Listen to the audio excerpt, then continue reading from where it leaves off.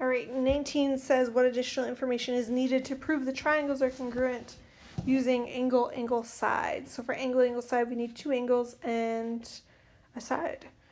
I noticed that we already have these two angles here. They're both right angles. We have these two sides. So we really just need one more angle. And we have some options. Let's look at the ones they gave us. The first one they give us is A is congruent to B. That one's not going to work because those two angles are in the same triangle. So that one's out. We also know we need angles, so we don't need sides. We can cross out C and D.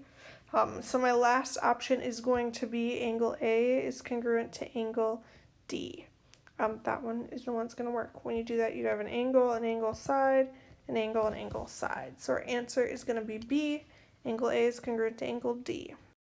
All right, 20 says, what common angle do triangles CDG and FCE share? So we are looking at triangle CDG, this one, and we're looking at the other one is FCE, this one here.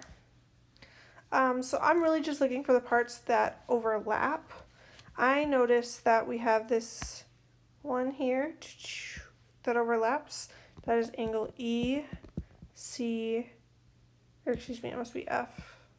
Can't tell with all my writing there. So F,